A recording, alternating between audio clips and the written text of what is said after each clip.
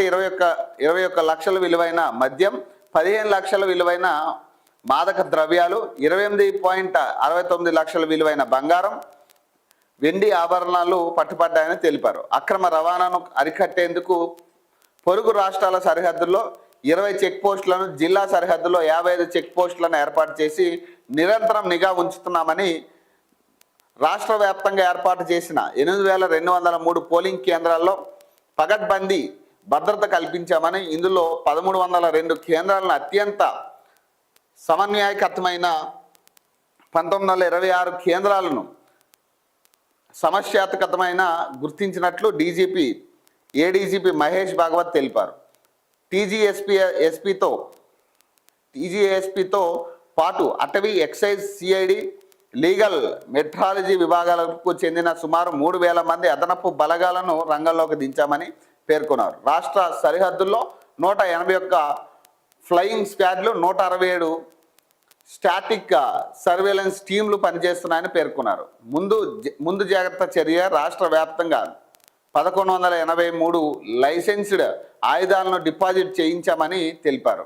4,318 మందిని bind over, అలాగే 398 non bailable వారెంట్లు అమలు చేశామని తెలిపారు. ఇప్పటి వరకు 142 ఎఫ్ఐఆర్లు నమోదు చేసినట్లు తెలిపారు. మక్తల్ మున్సిపాలిటీ 6వ వార్డు బీజేపీ అభ్యర్థి మహాదేవ్ ఆత్మహత్యపై సమగ్ర దర్యాప్తు చేస్తున్నట్టు వెల్లడించారట.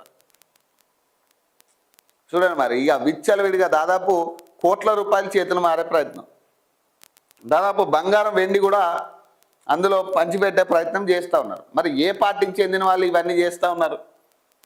దాదాపు అన్ని పార్టీలు కూడా ఒక రేటు డిసైడ్ చేసింది ఓటుకి. 5,000నో 6,000నో ఒక ఓటు, ఒక రేట్ అనేది ప్రతి ఒక్కరికి ఒక ట్యాగ్ వేసింది.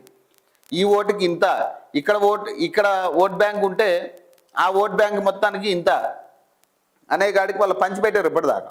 మరి ఈ క్రమంలో ఎట్లా ఈ పైసలన్నీ చేతులు మారాయి? ఎంత ధైర్యంగా వాళ్ళు తీసుకెళ్లే ప్రయత్నం ఎందుకు చేస్తూ ఉన్నారు? పైసలు ఇచ్చినోడికి తప్పితే నేనైతే ఒకటే చెప్తా, పైసలు ఇచ్చినోడికి తప్పితే ఎవ్వడు మనకు నిలబడి పని చేస్తాడో వాడికి ఓటేయడం మంచిది. వాడు 5,000 ఇచ్చిండా 6,000 ఇచ్చిండా అని మనం ఓట్లు వేస్తే కనుక రేపు మన మీద 5కి 10 తీసుకుంటాడు వాడు, మన నెత్తి మీద 5కి 10 వేస్తాడు వాడు. కాబట్టి జాగ్రత్తగా ఆచితూచి ఓటేయాలని నేను కూడా కోరుకుంటున్నా. ఈ పార్టీకి ఆ పార్టీకి అని ఎవరు చెప్పరు అది. కానీ ఓటేసే ముందు మాత్రం కరెక్ట్ అభ్యర్థిని ఎంచుకునే ప్రయత్నం చేయండి.